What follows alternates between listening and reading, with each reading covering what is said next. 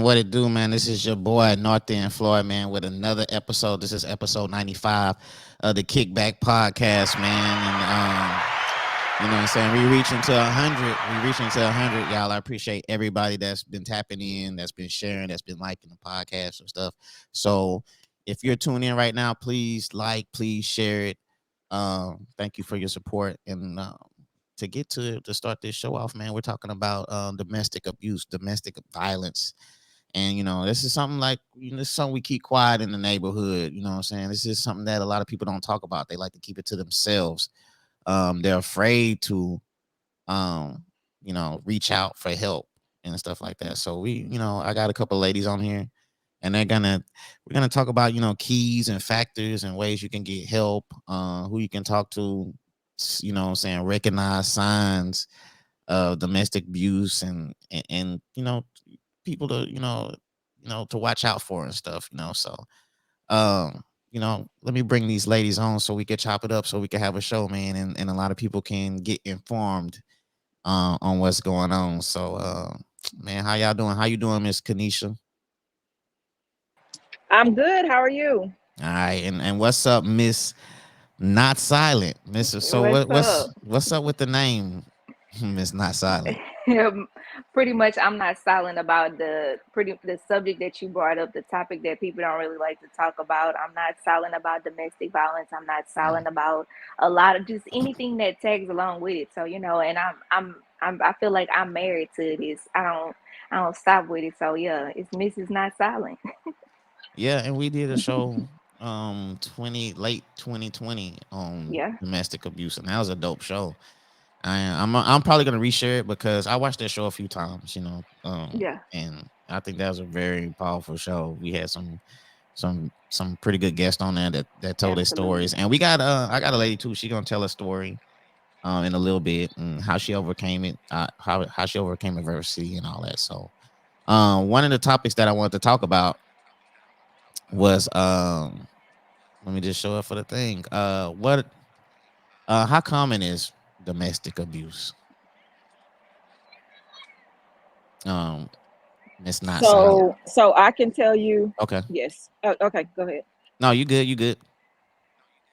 Okay, so I can tell you that it's very common to the point that I work in Hardin County, and we think of Hardin County as a small place. We got Kuntz, Hmm. Lumberton, Silsby, and then everything else is smaller than that. Vota and some other little cities I haven't even heard of before I started working there. But I have a whole caseload that's centered around violence against women. So that includes domestic abuse and sexual abuse against female victims, both adult females and child females. So Hmm. I think it's more common than we acknowledge simply because they have a whole prosecutor in the office, and that's all I handle every day. So that's the main thing you see in Hardin County. Yeah, Hardin County. Yeah, that is what that's Silsby, Kuntz, Jas. Is that Jasper also? That goes that far? No, not Jasper, it's Lumberton.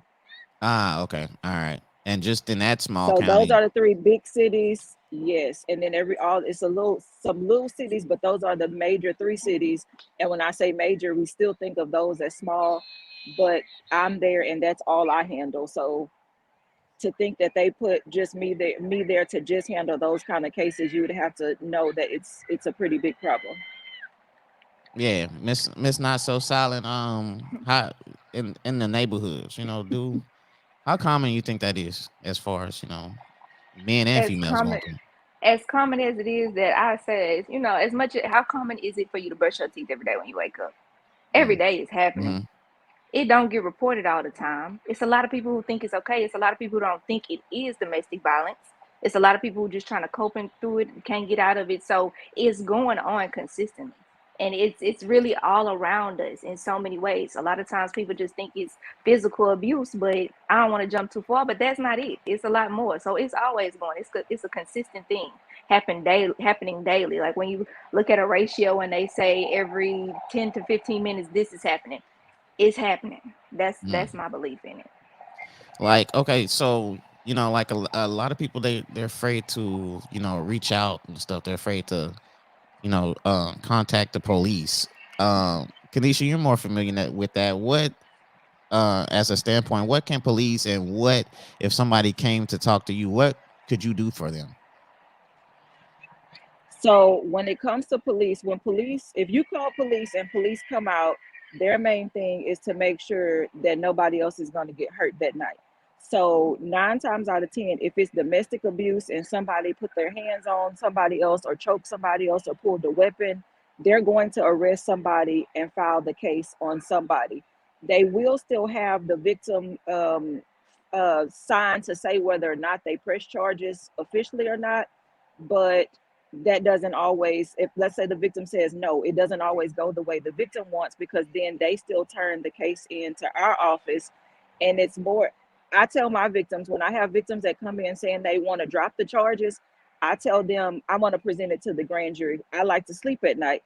I Hmm. don't want to wake up in the morning, another morning, and something even worse has happened, or this person has killed you or something. And I'm thinking on my heart that if I had just done something that time, it may have prevented this. So I tell them I'm going to give it to those 12 grand jurors and let them make the decision. But we still have the control to keep going forward, even if the victim is afraid or doesn't want to go forward for whatever reason. Because a lot Hmm. of people do want to keep their families together. They want the kids to have two parents or the financial support in the household, whatever the reason may be, they try their best to keep those families together. We do also have victim centers that will help victims if they feel that they are scared of the abuser. They will help put them in hotels to make sure they're safe. They will help them with food. They'll help them with shelter. Will help them with gas money. So there are organizations that will help to make sure that those victims are safe. They'll talk to police about police, riding around their house more often to make sure that they're good and the abuser is not around the house. So Hmm. police still file the case just to make sure that the person is safe and that we don't have that on our back. And then same thing for me, I keep going forward because I would hate to wake up and look at the news or come back to work and hear that something even worse happened to that person. Let me. This is for either one of y'all. Leon Phillips. He was like, "Is it more prevalent among one race more than another?" You were saying that as far as COVID, it went up, uh, Yes, most definitely. regardless. With COVID, we had the frustrations of people being stuck in the house, people not having jobs, losing their jobs or not being able to go to work. So then it brought frustration from money issues and just frustration of being stuck in the house and things being closed and not being able to go anywhere. So then people were taking that frustration out on each other. So then it became physical, and then more people were being sexually abused because of that. So numbers just went up all through the board. In regards to Leon's question, I find it surprising. So I don't know what the population breakdown is in Hardin County when Hmm. it comes to race wise, but more of my victims are actually white. And I just actually went case by case to go through that. And I was very surprised to learn that the majority of the victims on my case are white females. Okay. Miss Not So Solid. Can you tell? Can you tell from? Okay, we use social media a lot. Can you tell by certain things that a person posts, that they're going through mental abuse, or domestic abuse, or physical, mental? Absolutely. All of the above. Um, and I mean, it's different things. It can be literally what they post using their own words. It can be different pictures, different songs that they may talk about, or even if they're doing things such as changing their name, or if they're deleting a profile and getting another one. It's a lot of things that can just be a red flag, at least from my view. Or even a lot of times, what I do feel like is people can be judgmental if somebody comes on the platform and they are asking for prayer, or they are just mentioning that today was hard or whatever. Some people will take it and be real quick to say, oh, they just like to complain a lot, oh, they are seeking attention and stuff like that. But Yeah. when it's labeled as that through majority of the crowd, it's really that person trying to put out a cry and ask for help or get somebody's attention, because apparently who they are in the home with, who they work with, who they see daily, if they have given them signs, they're not picking it up, or they don't feel comfortable with telling that person. It's okay. I mean, honestly, social media is a lot of people counselor, Hmm. psychiatrist, or however you want to name it. Yeah. And so I feel Yeah. like it's so many ways you can see it on there. It's there all the time.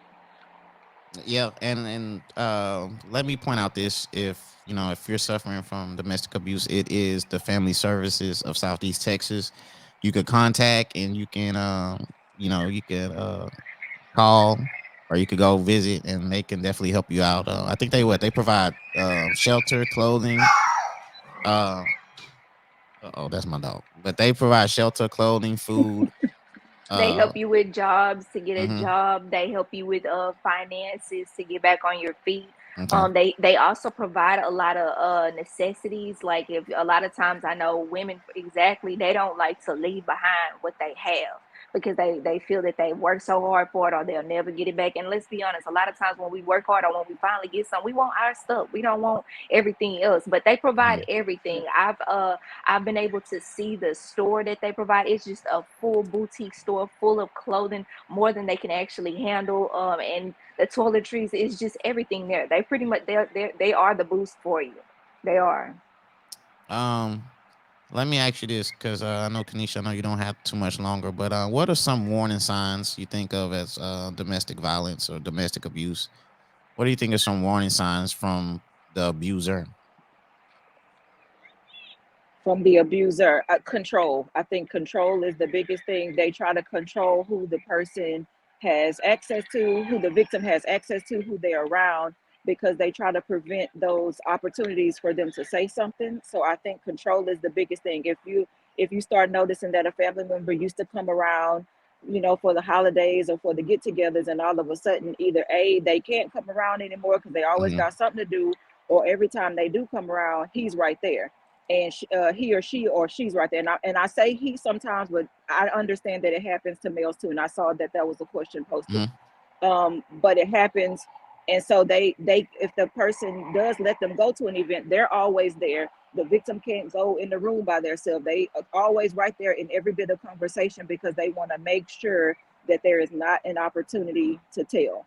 A lot of times too, the abuser has power when it comes to the money and the resources. So if this was a person that used to work and used to have all their own stuff, and all of a hmm sudden they're not working anymore, they don't want to work, they're dependent on the abuser. The abuser likes to keep that control over them where they can't have anything for themselves, so they feel like they need them and they have to be there for them.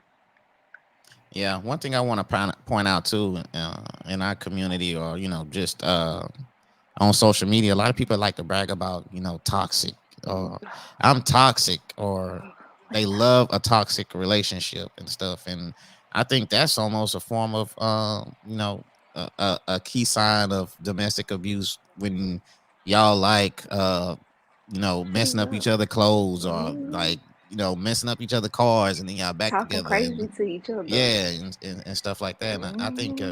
as far as us promoting that, I think that's bad on our Yeah. on our side. So um let's see. Terry is saying, can abusers be recognized out at an early age, say preteen years? That's a good question. Most definitely. Yes, I have. Hmm. I have because one of the things I look at when I get a case is I look at their criminal history, and a lot of them I do start flipping through pages, and I see assault cases or like criminal mischief, deadly conduct, those kind of things. I see them as cases as that they had as juveniles, and it just spirals and gets even worse into adulthood.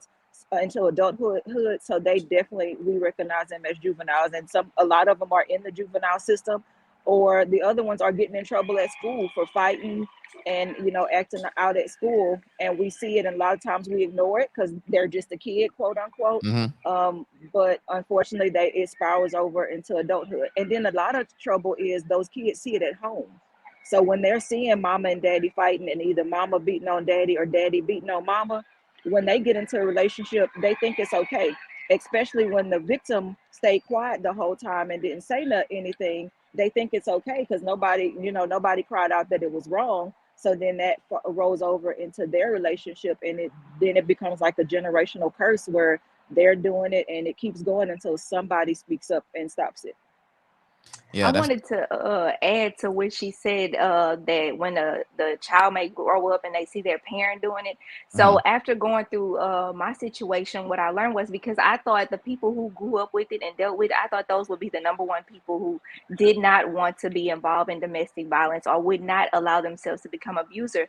But I learned just through studies that a lot of times, even if they witness abuse coming up, they can turn into the abuser simply because they are putting up a self-defense that they're not recognizing, meaning that they are trying to defend themselves and not allow it to ever happen to them again. But again, we only do what we've seen or what we know, so then they still pick up doing the same Yeah. things from whether they saw their mother or their father doing it, and here it is, they end up being the abuser. So I feel like it goes both ways, and it's very tricky because I know I was blindsided by that. I was just thinking, oh, this person wouldn't be that way. That's why I never gave it a thought when I went through what I went through, because it's like, no, they wouldn't be into that. They don't want no more of that. But I had to learn the hard way that it happens like that.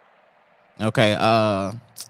I know, Miss Kanisha. I know you have to take care of some business on your end, and I just want to thank you so much for coming on and giving your perspective and things. And if they want to reach out, let's say somebody want to reach out to you, if they're going through it, how can they get in contact with you though? Yes, that's fine. So my number is 409-241-6733. And if you have any questions, and like we went to high schools in Hardin County and we talked to the kids, and you'd be amazed how many kids came up to us after our presentation asking, like some of them would say, hey, this is happening at my house. Like, what can I do? Mhm. Some of them were given hypotheticals. So we couldn't tell if it was Mhm. actually them or somebody they know, but they just needed that talk. So that's why, I'm at a softball game right now, so excuse my appearance. But Hmm. that's why I felt it was important for me to come on here, Floyd, because sometimes people just need to hear that and then they will speak out. So again, my number is 409-241-6733. If anybody has any questions, want to talk about something, they're free to call me. But I respect you, Floyd, because I thought this was a great avenue to help the community and hopefully save some lives. And my thing was, if we can just save one person, then our job was is done. And so, we had one kid come up and say that they want to make a report on somebody sexually abusing them in their family. Mm. So then I feel like our job is done at that point if you can at least reach one person. Yeah, no doubt. Absolutely. And I'll have you on again for many different topics and stuff like that. But for right now, I thank you for Sounds coming on good. this show. And you Okay. go ahead and take care of your business. Okay. Thank you so much. All right. All right. So what we was talking about as far as and Leo, you got some good questions. There's a lot of questions that I'm actually gonna get into that I have. But yeah, as far as like a early, what I'm saying, when early preteen days, and you're going through relationships, and you're really just kind of finding yourself, and it's really kind of new. What I'm saying, you're a young person and you got a girlfriend, and and you're going through all these emotions and stuff like that, and some kids can't handle the emotions, and it gets the best of them. I don't know if I'm wording it softly or whatever, but we don't talk about as far as teenagers with the domestic abuse or abusing, Mhm. in a relationship like that. So I think that's a good point as far as we need to recognize some signs. Parents, you need to recognize some signs in your kids if they have a girlfriend or boyfriend.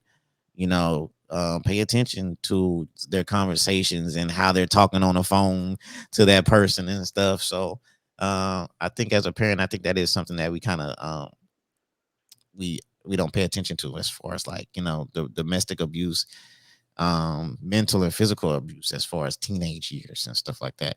um I could say uh as a teenager in high school, um my girlfriend at the time, she kind of slapped me. I never been slapped in my life or whatever, but like she just it was like a movie slap too. It was like bang, and I was like, oh. Now, that was the only time she ever did that or whatever. But man, I when she hit me, I didn't know how to feel on that. I was like, dang, you know, my parents taught me not to hit females and whatever. So, me hitting her, that wasn't. that wasn't, you know what I'm saying, that wasn't the first thing in my mind. It was like, damn, she actually hit me. You know what I'm saying? I didn't think Mm, she would hit me or whatever. But I guess that is that something common as far as, when somebody first gets hit by that person, like, oh, damn, I didn't think she hit me. And then they'll say, oh, I won't do it again. And they apologize and stuff. And it just keeps going on and on, right? mhm. That's pretty much the cycle of it. That's exactly how it gets started. But I honestly feel like there's signs before it gets to physical abuse. So it could Mm, have been things such as joking a lot, but talk about, boy, I'ma slap you, boy, or I'ma do this.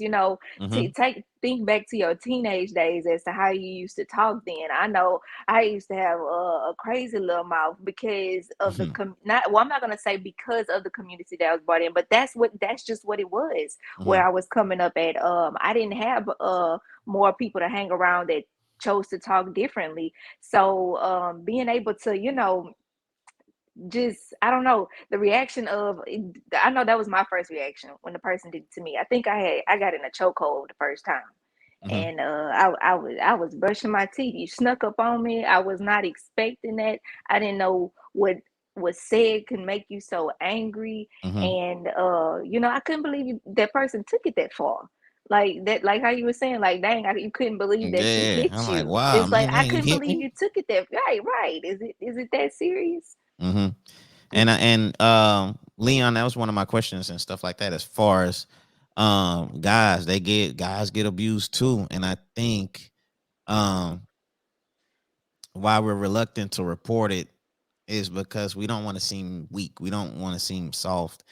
Um, Especially when you're younger.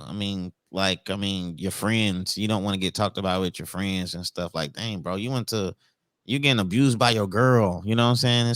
So I think a lot of guys kind of just they kind of brush it off because they don't want to be embarrassed about the situation that they're in. You know what I'm saying? They female just abusing them and stuff. And maybe and their back might be against the wall because they might be thinking like, oh man, I can't hit her, but she's always hitting me. What can I do? And they might not know what to do. So I think a lot of guys are reluctant to say that because I think they're embarrassed by the situation and they don't want to be seen. They don't want to seem soft.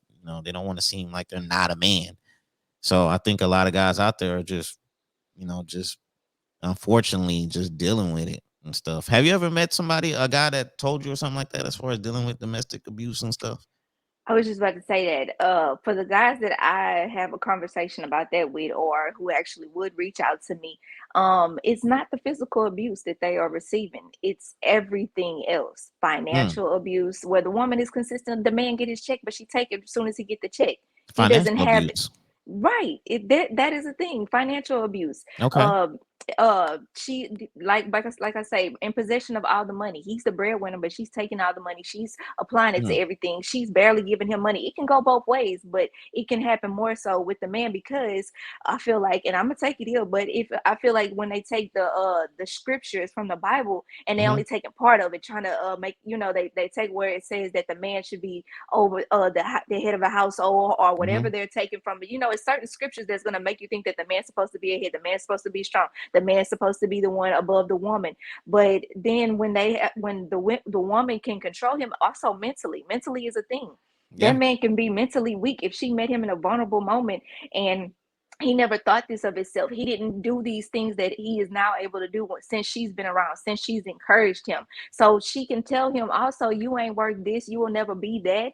You just a deadbeat. I don't know why I deal with you. It's all kind of things that that's verbal abuse. Verbal abuse ties into mental abuse. And then the emotional abuse is what you were talking about when it kind of comes from the physical abuse, where the man doesn't want to express his emotions. He doesn't want nobody else to know that he's hurt or he's suffering or he's Yeah. going through Facts. some type of abuse. So I think it falls under a lot of the other forms of abuse instead of just physical abuse. But don't get me wrong, what you said, I agree. That happens too. Yeah. Because like I said, it's embarrassing that for a guy on his end that his girlfriend is beating him up, and then like who's he gonna tell? He's not gonna tell his friends. He don't probably he's not gonna tell nobody. He doesn't have nobody to tell or whatever. So they just kind of ball that up and stuff. And like we said with financial abuse, I remember back in the days, it was a Uh, there was a guy I was working with, and that's the soon as he got his check, like his wife was calling him, like, and you can hear the phone, you can hear it off the cell phone, her saying, "Did you get the check yet? Did you get your check yet?" And she didn't. She sat at home. She was a housewife, and Unknown caller. let's let. Oh, I think we got a caller here. Okay, Annabelle. Okay, Annabelle. Annabelle, what's up? You on the kickback? You called the number. Yeah, if y'all want to come on the kickback, y'all could just dial 409-233-0017. So Annabelle, what's up? Where you calling from, Annabelle? What's up? Okay, you calling from Beaumont. Okay, so okay, what you had to talk about? You calling into the kickback? We're talking about domestic abuse. So you got something you could share with everybody. Eventually help somebody out.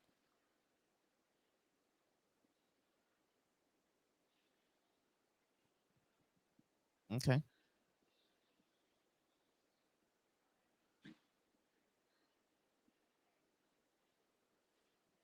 okay.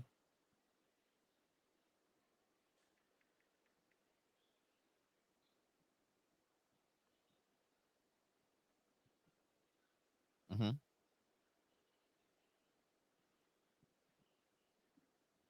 Mm-hmm.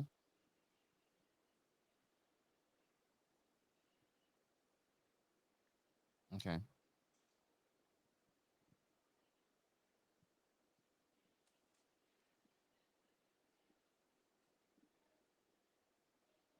Mm-hmm.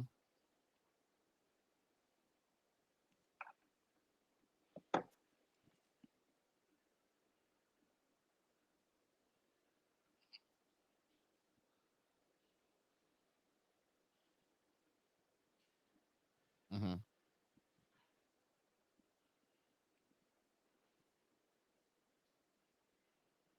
Mm.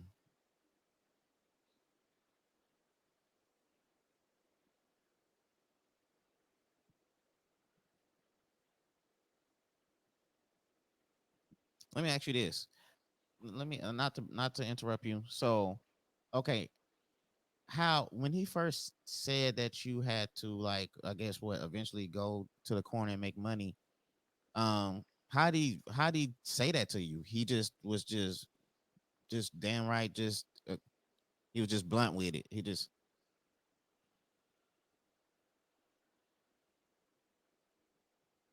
mm-hmm.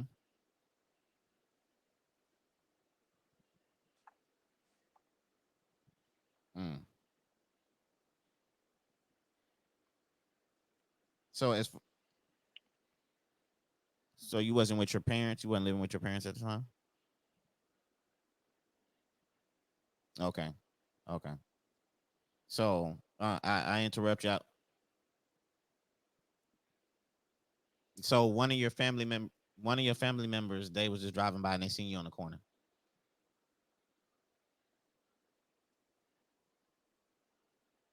Okay. Did you? But what about dealing with him? I mean, because I know you said you didn't want to get abused by him. So, was you reluctant to get in that car?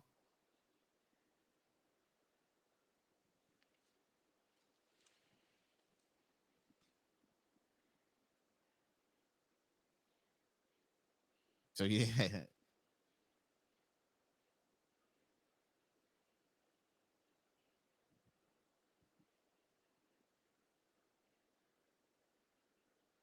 Okay.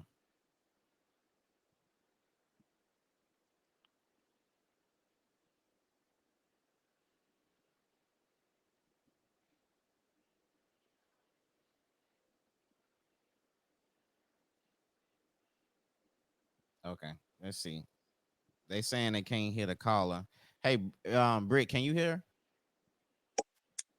Britt Mm-mm, can't hear not you at either. all. Oh, okay. Hold on. I Let me missed the see. Hold whole story, and then on. I hear you saying little pieces. I was like, "Dang!" On the corner. Hold on. I think that's my fault. Uh, hold on, caller. Let me see what I can do as far as to uh get you on here.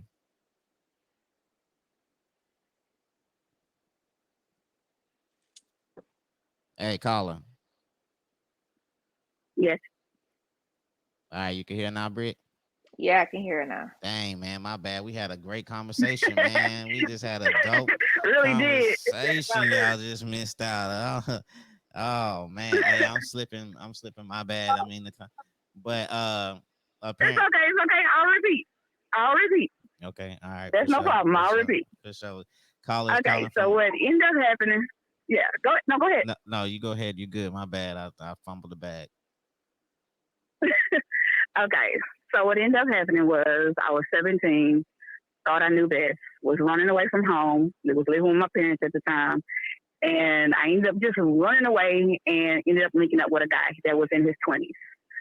So what ended up happening was we dated for a few months, and I'm going to just say dated because I just don't want to but we ended up being in a relationship for like a few months, and I ended up getting my ass beat a few times because I was told that if I didn't make a certain amount of money every night and bring a certain amount of money home every night, that I was going to get my ass beat. And a couple of times I came up short. I did. Because that domestic violence led to prostitution for me. So it's a couple of people in Beaumont. It happened in Beaumont. Mm-hmm. I'll give y'all a side of town so maybe y'all can understand where this prostitution happens and sometimes where the DV happened also. So if anybody's familiar with Tripe City, that's basically where it happened. Tripe City? If you know that side of town. Mm-hmm. Yeah, Tripe City. I know exactly what you're talking about. So basically, I did get my ass beat a hell of a lot, few times from him, and it led to, which also led to him having a homeboy to beat my ass too. Drug me down the street, threw me in the ditch, and just got on top of me and beat my ass too. So it wasn't only just him. He let his homeboy do it too. And they. So what ended up getting me out of there? These guys was both older. They were in their 20s. Mm-hmm. They were in their 20s. Grown ass men messing with a youngster. But hey, 17-year-olds and 16-year-olds, they think they know better. Mm-hmm. They think they know what's right, what's wrong, running away from home. And sometimes this is what gets you into those situations. Not listening to your parents, not obeying. And that's where it landed me at that age. Just trying to be disobedient. I basically never told anybody, never called the cops, never said a dang thing to anybody. Nobody knows this. This is my first time actually telling the world. But I felt like it needed to be told so people can know that it is a situation in Beaumont. It is happening. Y'all see it on the news that these people getting caught up in hotel rooms, prostituting, doing this, doing that. I guarantee that they're getting their ass beat also. So what helped you get out of this that situation? A family member pulled up on me on the corner one day, told me to get in the car. I was gonna get my ass beat, and I did. And that just stopped. He didn't ask no questions. That stopped the guys. That just stopped that situation. That stopped that one particular situation with that guy. With him.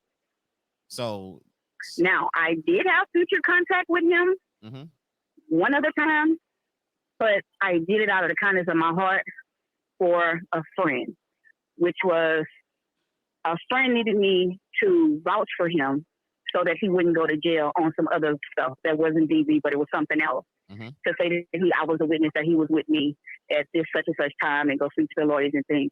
And because she had a kid with him, I did it because I felt for her and that kid.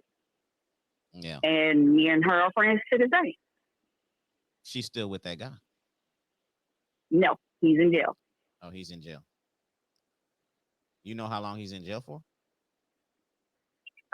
The last I talked to her about it, she didn't say like exactly a number, but I know it's for some years.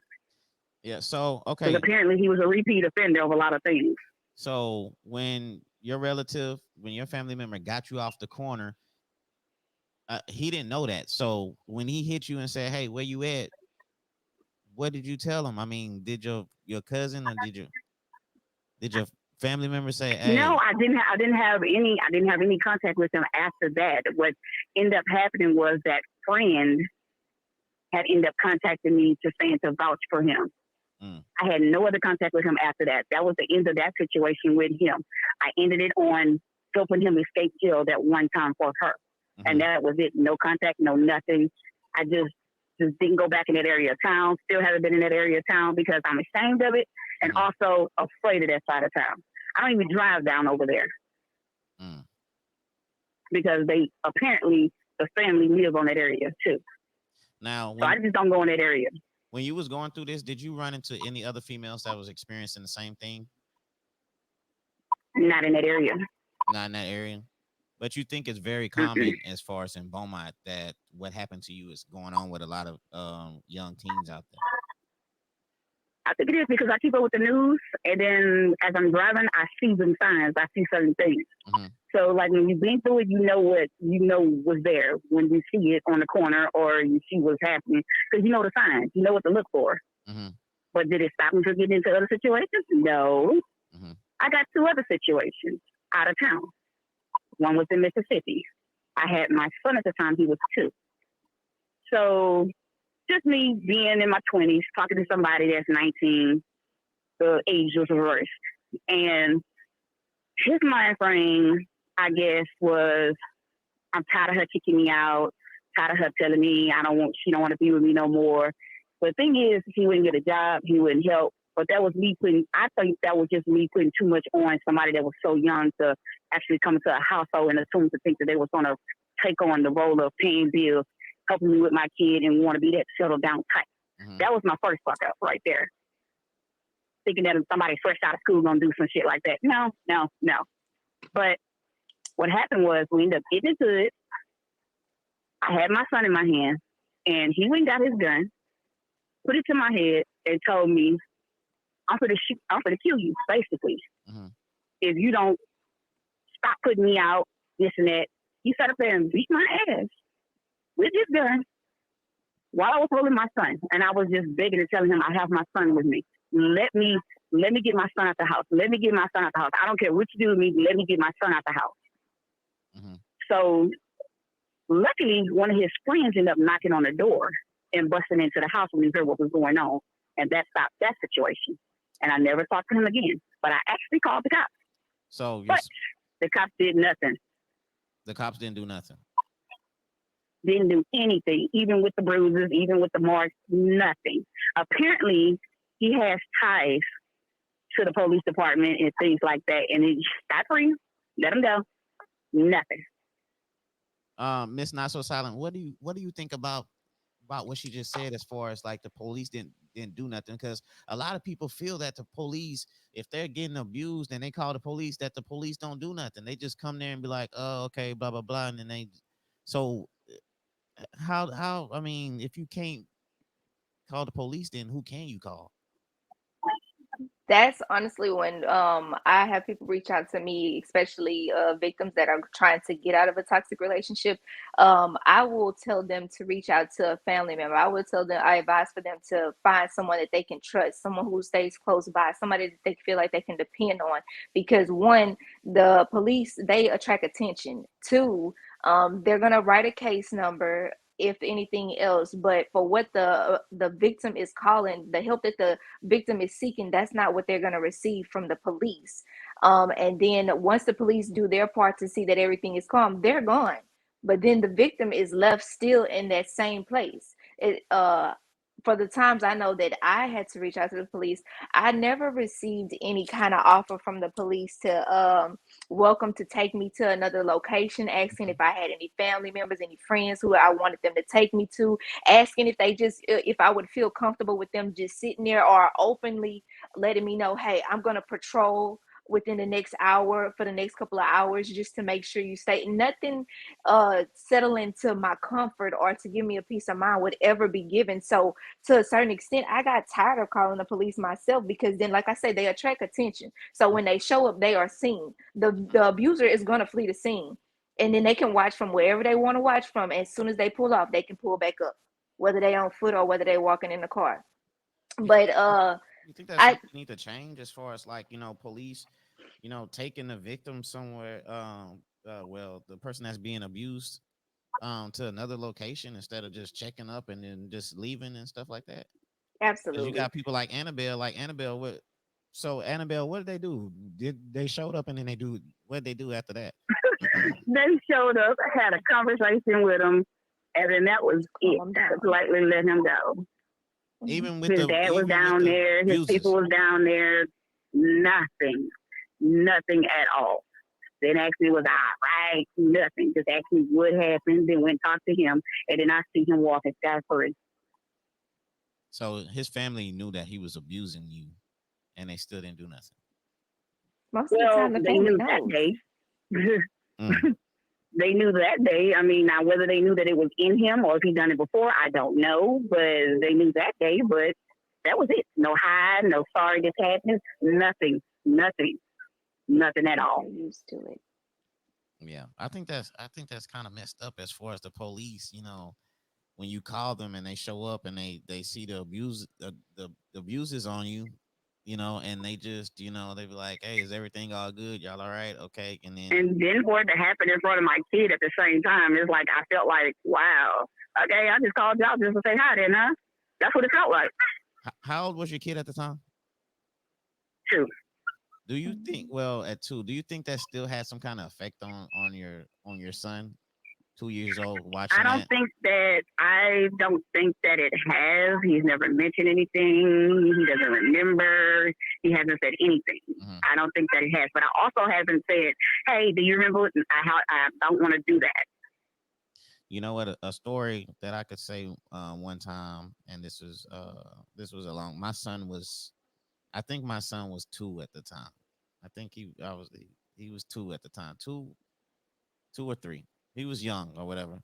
But I remember one time I was talking to this particular female, and I brought my son with me, and we went over there, and we was chilling. Me and this lady, we had like a little argument. And to be honest with you, she's been abused. She's been in an abusive relationship. So me and her, we had it was like a little argument, and she punched me in my arm. And then my son was right there, and my son was like, she was like, don't hit my daddy. And he started crying. And that really affected me so much that I took my son and we left. And she was like, oh, I apologize and blah, blah, blah. But the way once that happened, ain't no coming the from way that. my son felt and the way he was just, you know, the way he cried, it touched me. And I never talked to her again after that day, because I was like, you know, you hit me, and the fact that you hit me, even though it wasn't even a hard punch, it was just like a little sock to the arm. And even though the fact that you hit me in front of my son, you know what I'm saying, or whatever, it was just like the disrespect, you know. And then for him to be affected that way, like, you know, for him to say don't tell her don't hit my dad, and it just. But me being a male is kind of different on the other end as far as a female, because, you know, I didn't, you know, she wasn't bigger, she wasn't stronger than me, so I didn't really fear her. And that can be the opposite for a lot of females, you know, saying the man might be bigger, he might be stronger, and, you know, that's a different type of, you know, fear involved and stuff like that. So, yeah, and then there's one other situation I wanted to explain also. Yeah, my last situation, same city, same state. I was at a job working at a club, and basically I was pulling probably 12 to 16 hours a day, because it was basically almost all night, because, you know, hey, they do their gamma in the back or whatever. But, you know, I had just got off my shift. I think I did like maybe 13 or 14 hours that day. So I was tired and had to get right back up at 9 in the morning to open up. So I go home, go to sleep. Then here comes his mom. Bam, bam, bam, bam, bamming on the door. Bam, bam, bam, bam on the door. You think it was the police, the way she was bamming on the door. So I turned to him I'm like, man, I'm so tired. I said, could you please tell your mama to stop knocking on the door like this? I'm like, dang, man, I feel like she's disrespecting the house. Like, he was a mama's boy at that. So, you know, anything his mama did, you know, it was fine. He didn't care. She did whatever. So get into an argument about it, and I'm telling her I'm tired. I'm the only one working. I'm the only one paying the bills, and I'm telling him like, this ain't cool.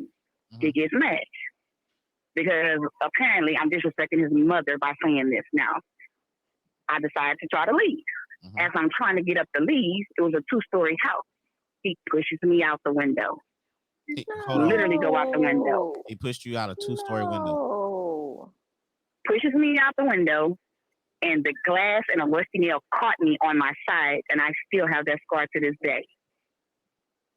So the glass prevented you your body rubbing against some broken glass prevented you from going out a 2-story window. From going all the way out What- to This hit the what ground, but this I did go through the window.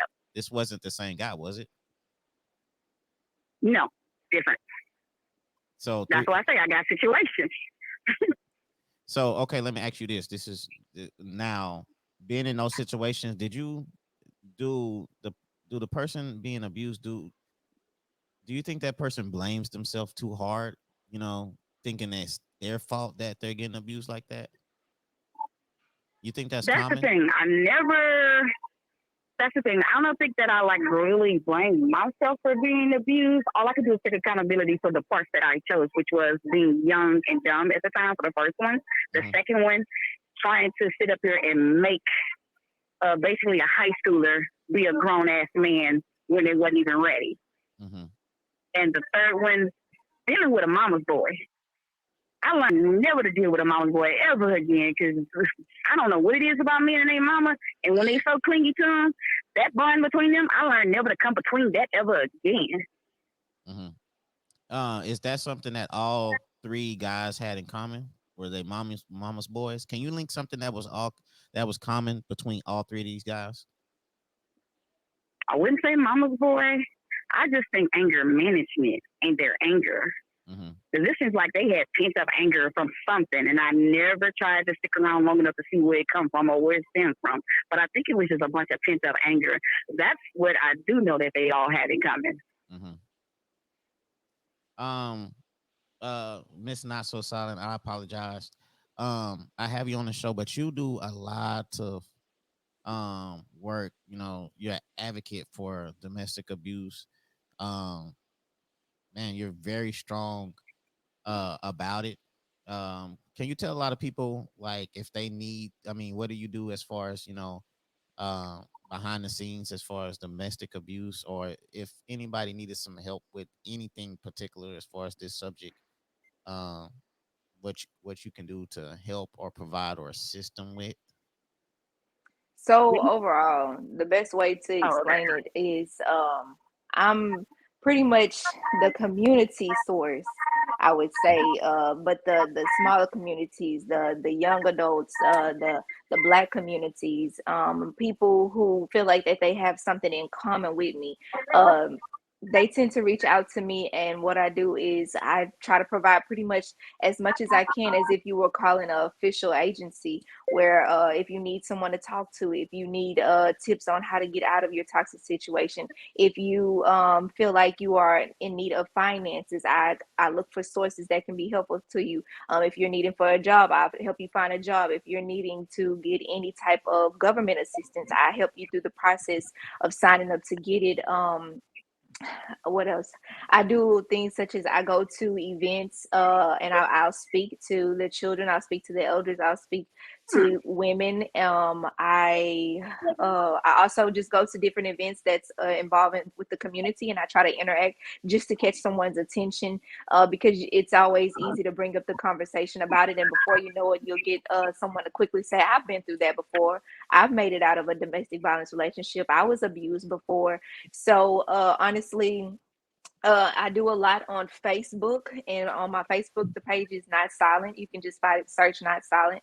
And Mhm. on there, when I got started, that's how I kind of started my journey with sharing my story and becoming who I am today with it. I simply got on Facebook one day after I found myself in ICU, and I asked for prayer. After I asked for prayer and I thanked people, of course, there were those who were curious. And when I felt comfortable, I shared a little bit of my story. And from there, the cell has been riding along, and just telling my story to people again is allowing people to help them understand, they're not alone. I like to do that. I try to keep up with Snapchat and Instagram. On Snapchat is not silent.dva, and on Instagram is Mhm.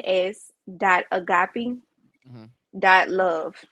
And I give out my phone number as well, because it's a lot of times where honestly there are victims who are in their situation where it's the explosion. And what I call the explosion is when they are going through the physical abuse, when they are feeling unsafe.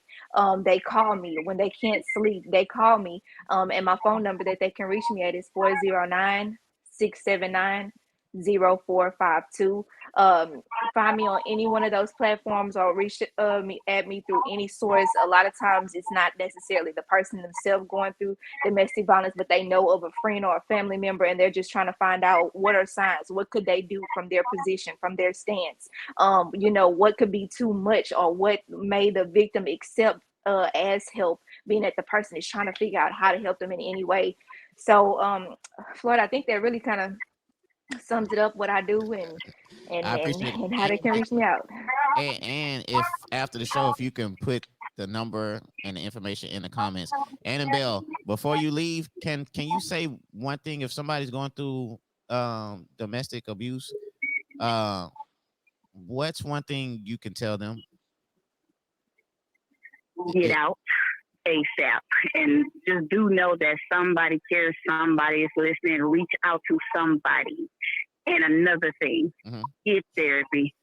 A lot of people keep thinking therapy is just taboo, or just therapy. Therapy. It helps tremendously to have somebody that you do not know, that's non-judgmental, to fit to and talk to about certain situations. It has helped me tremendously when I got in therapy. Well, I want to thank you for calling and sharing your story, Annabelle. You know what I'm saying? That's, you've been through a lot, and I'm glad that you're still here. I'm thankful that you're still here to talk to us, and and hopefully help somebody out with the experience that you went through. And you know what I'm saying? I just want to tell you thank you, and to be safe out there. You're welcome. Thank y'all. Okay, take care. Man, that was a story. Right. I didn't get to catch her before she got off because I don't want to intrude. But if she go back for the replay, I always like to applaud anybody who has the guts to tell any part of their story, because just like, even though her story was totally different from mine, it's things that I can relate on. I honestly I didn't get to mention this, but I am going to school for psychology, and I studied What's with up? abnormal behavior, thank you, and stuff like that. And one of the things that I have studied, where it brings me to always the question, after hearing women more so express themselves, even the men too, and the children, but it's just, who do, how can I say it to make it sound right fair? But basically, I can say it like this: all of us are searching for some kind of love that we never got. Do we know that we're searching for that particular love? No. Do we know how to find that right part of the kind of love to fill in our gap? No. But we all seem to have been trying to fill in this gap. And a lot of times, until we find out that we have been hurt from whatever we have been hurt from, or that we lacked having attention from our daddies, or whatever the case was, we are searching for something and someone to fill in that circle, that hole. And until we can acknowledge that, a lot of females, they'll repeat and go through the same thing with somebody. But yeah, it all starts from home, like we kind of mentioned that earlier. It kind of all starts from home. Yeah, and the reason why I want to talk about this particular subject is because it's something that we sweep under the rug. You know, I see people Absolutely. post stuff on Facebook, and you know, they'll post their particular situation, and then 2 months from now, They they'll right be back. back together, and then they'll say, "Hey, we both made mistakes," and all that. And I don't know if that's just him or her feeding them that, hey, it won't happen again, and stuff like that. And then It's called the honeymoon stage. That part exactly. that you're describing is called the honeymoon stage, when they apologizing, and they're trying to basically persuade the victim that they're not going to do it anymore, that was the first and the last time. However, they pitch it to them and tell them that it's not going to happen again, and they give that person that comfort, and what's up, P? And they get the people to believe, or their abuser to believe, that they're not going to do it anymore, and so it gets them to go back to it. And a thing about why people usually go back to it is because that, even though that abuser is abusing that victim and hurting them and doing whatever else to them, is something of them that the victim thinks that they need, or they have to depend on that person from, whether it's they're only getting that kind of love when it's good from that person, or whether they're only getting that's the only money that they can get right now, or the only person who's providing a home for them to stay in right now, or their only source of transportation. It can be a lot of different things. It can be all of them added up together, but it's something that victim is dependent on from that abuser. And a lot of times that kind of too, along with the honeymoon stage, that kind of gets them to go back in easily. Oh, okay. So that's pretty much why they keep going back, is they get abused, and then, hey, babe, I'm willing to go to therapy. I won't do it again. And then bam, they Mhm. might do a therapy session and stop going, and then it happens again. So, and mental abuse is just as common, right? I was just about to say that the mental abuse, the victim gets mentally abused, and so the abuser can tell them, ain't nobody else gonna want you. Mm, You got 3 kids, nobody gonna want you. You ain't got mm, no dollar to your name. Nobody gonna want you. You can't get a job and keep a job. mm. Nobody. I mean, they use all kind of things to sabotage and make that person think less of themselves, and then they see that that person supplies everything that they're telling them that they lack. So, in order, a lot of people don't want to struggle, Floyd. A lot of people don't want to work, to Yeah. get what they need Mm, or what it takes to supply. A lot of people don't want to go through the test so that they can have their testimony. They want to give up. They feel like they're not strong, but you can't blame all of them if all they're being told is you can't blame a. I'll say it like this: you can't blame a person for being weak minded. Not all of us are blessed to mm. think by ourselves True. or go off of a song or catch the right post on social media to get the encouragement that we need. That's why I applaud you for saying it, because no, everybody's not going to respond to it. But when I do see that, I'm like, that's what's needed. That's what I want to get on Facebook for, to scroll and see. Let me get some positive action. You know what I'm saying? Yeah. Just some encouragement. But everybody don't get that. So then we have weak-minded people, which is something that I study. And it also ties into the disorders, the disorders that we have. I think Okay. so many of us have disorders in us, but it's not labeled as that, because as the lady who was on the phone, she said, get counseling, seek help. And a lot of times, we if we think we're depressed or going to get counseling, oh, that costs too much money, or oh, I don't need somebody to sit on the couch and tell me this, or oh, I think this weird, I'm gonna use my sage and I'm gonna pray around the house and leave it at that. And they're not getting to the part of where we all got some hurt in us. Now these We all got. disorders, man, you intrigued me when you said you think a lot of us have disorders, and Mhm. I think, uh, do you know any of these disorders that Because I'm thinking that you might be right. I think it might be a.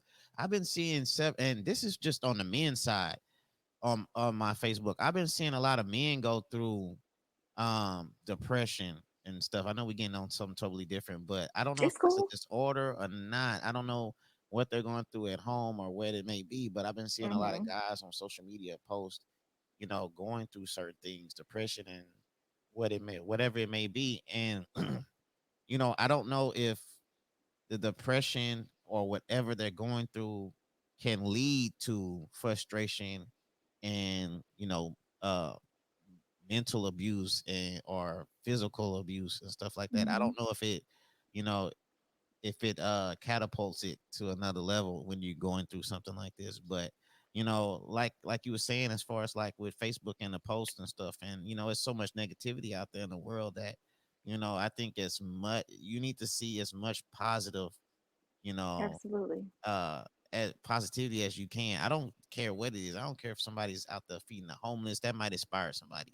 It Right. could be just a post or something like motivating you in the morning and stuff like that. But I think we need more of that because the Absolutely. news, the media, wherever it may be, the movies is so much violence out there and stuff like that. And Mhm. when you're surrounded by all that, it's kind of hard to um see your way through it and stuff. So but Right.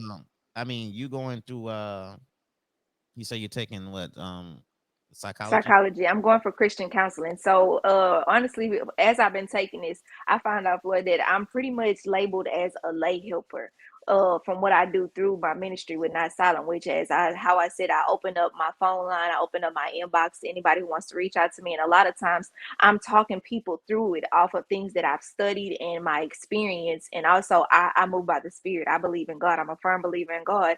So if I feel like he leads me to say something or this person comes on my mind, I'm gonna follow it and I'm gonna share that little thing, because just like it goes with the post, you never know what a person needs to see or hear Mm-hmm. at the time. So I find out that I'm a lay helper, and pretty much is what I do, but without of charge. I don't charge, and I don't have a profession, so I don't have an actual title with it. But I'm Yeah. considered a lay helper.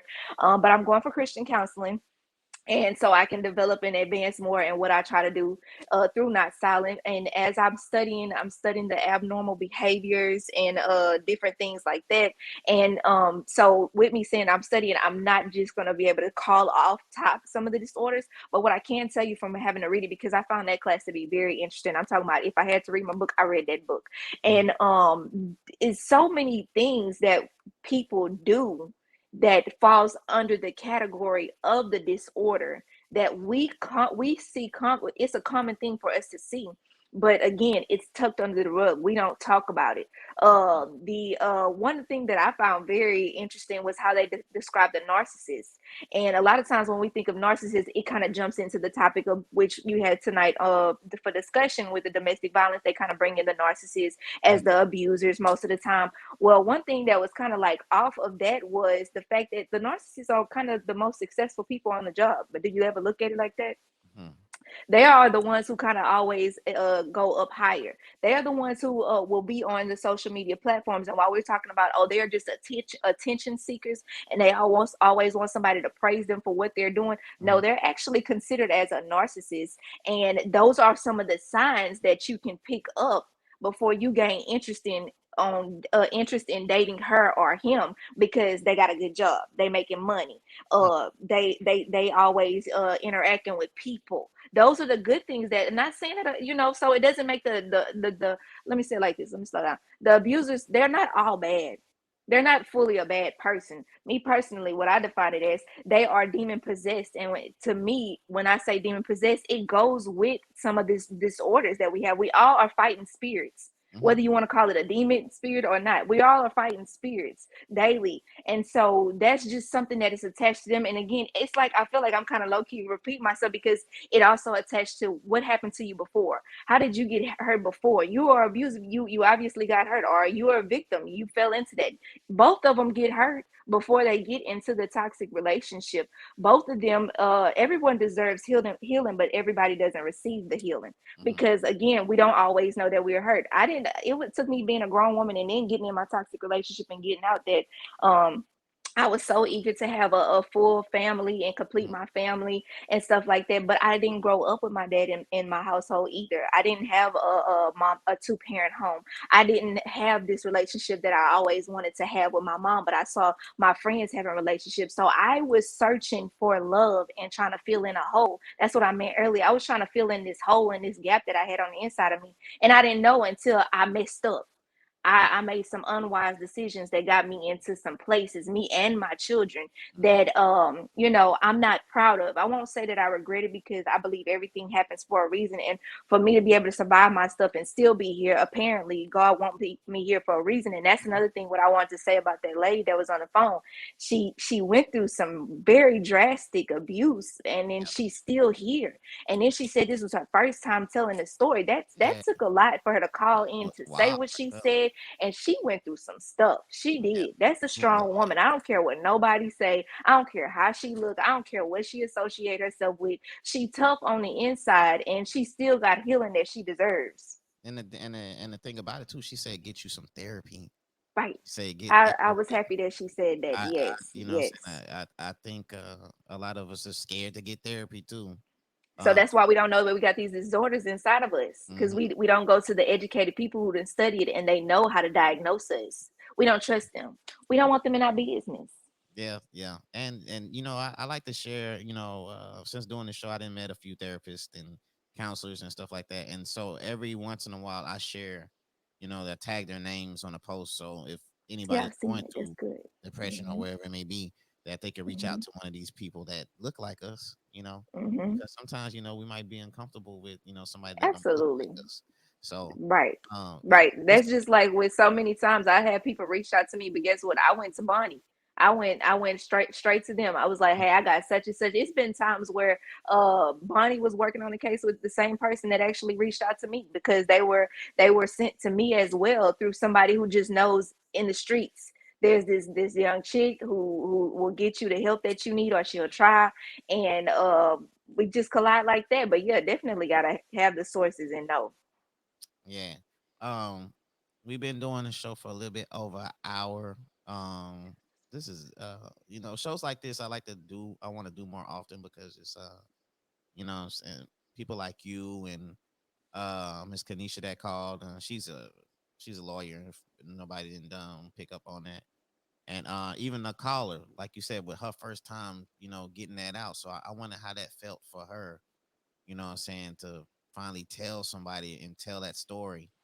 Um, Right. so I love doing shows like this because it's important for a lot of people, and I like to learn things too. You know, what I'm saying, as far as if I see You somebody, if I see know. some signs um, of people going through it, I direct them to you or Bonnie or just a therapist or something that can help them, because Right. a lot of people Right. on Facebook really just be reaching out, you know, for help, and a lot of people just see the post and scroll, but I like to thank you for coming on this show and Thank you for having me. what I'm saying, voicing your saying your opinion on these particular subjects, that a lot of people go through and stuff like that. I know you're busy on a Friday, you studying and stuff like that, and I'm just honored for you to come on this show. Thank you so much for having me. Okay, well, I'm gonna let you do your thing. I'm probably gonna reach out to you probably later on this year because I think what is domestic abuse. Uh, well, the month is hold on, it's I ain't saying October. nothing. Yeah, It's absolutely. It it's is. It's October, huh? October. Yes. Oh, Yes. Come yes, on, October boy. for sure, man. Yes, so October we can do something. Yes. Um, and I'll try to make it special. I'll try to put like a little more thought into it, and maybe we can saying really like expand the base and reach out to people that actually need some help and stuff like that. So I Absolutely. want to thank you again for coming on the show. My pleasure. All right, Miss Not So Silent. You have a great weekend. You too. All right. So look, man, that this this was episode 95, I think, or whatever, man. So, what I'm saying, this was a dope episode about domestic abuse, man. If you know anybody that's going through domestic abuse, please get them some help, man. You could contact the Family Services of Southeast Texas. You can call them. Their number is 409-832-7575.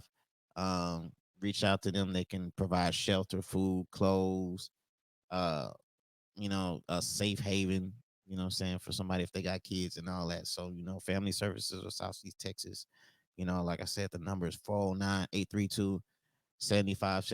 If you know somebody that's going through that, you can save them. So don't just ignore it, man, because you could save that person life. You could save them from a night of abuse and their kids seeing all this. You know what I'm saying? So don't be afraid to act on things, man. But like I said, man, share this show. I thank everybody for commenting on here. I thank everybody for participating. I thank that caller for calling and telling her story for the first time. You know what I'm saying? But the next show, this was a serious show. This was a serious show, and um I like to be even field. So the next show, and I didn't really plan it like this, but the next show, we're gonna have a little fun, man. We're gonna kick back, we're gonna chill, we're gonna relax, we're gonna have some good vibes, man. And we're doing hood Jeopardy. We're changing the whole temperature on the next show, man. We got a little serious this show, but next show, we gonna have some fun, man. We gonna laugh. We gonna enjoy life. You know what I'm saying? We gonna embrace each other, man. We gonna do Hood Jeopardy. The winner is gonna get a kickback clothing shirt.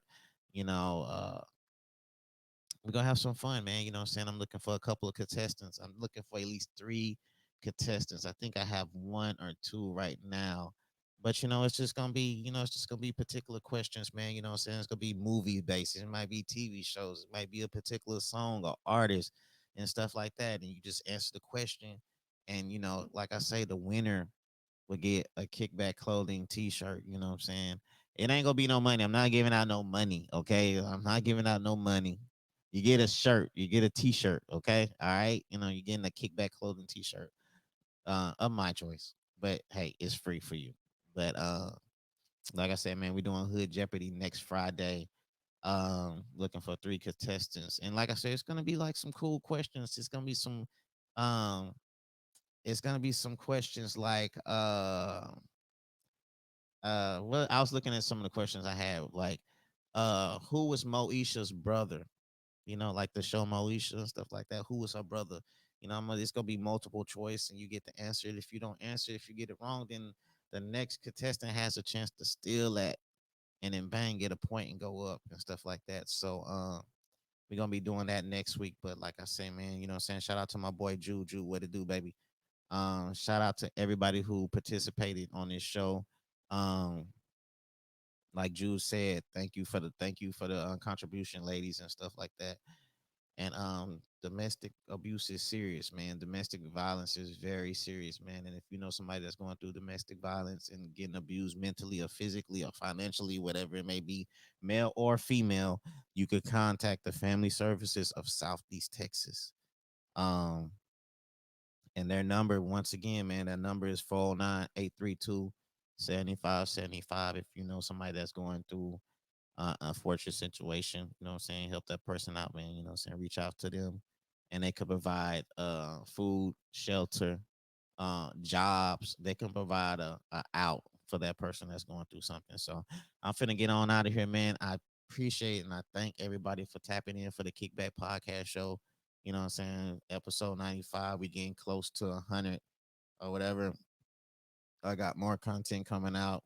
Be on the lookout for the morning show, man. The morning show is gonna be so dope. It's gonna be nothing but motivational.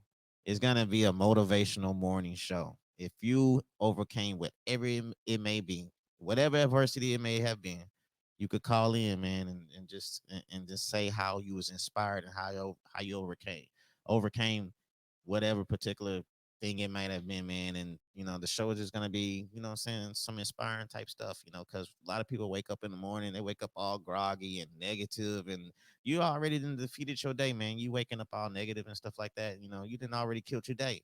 So, you know, we go tap in on the morning show, and you know, we go wake y'all up with some positivity, man. You know what I'm saying? We go start y'all day off right how it's supposed to be. You know what I'm saying? Motivational, informative type stuff. So, like I said, man, those morning shows, you know what I'm saying? If you want to tap in, if you want to call a number and say, I don't care if you had a test in school in college or whatever, and you had to study 12 hours straight or something, and you overcame it, and you know, you did your thing and stuff like that. Call in and let people know, man, because you know, everybody's going through something. So your story might inspire somebody to be like, man, that person said they studied 2 days straight or whatever, and they passed that, and I'm doing this. I got the same test, so I know, you know what I'm saying. So that's how we getting down. But you know, I'm talking a little too much, man. I'm finna get out of here. I'm finna enjoy the weekend. I hope y'all enjoy y'all weekend, man. Y'all be blessed. If you're in the area, you know what I'm saying, go to the fair.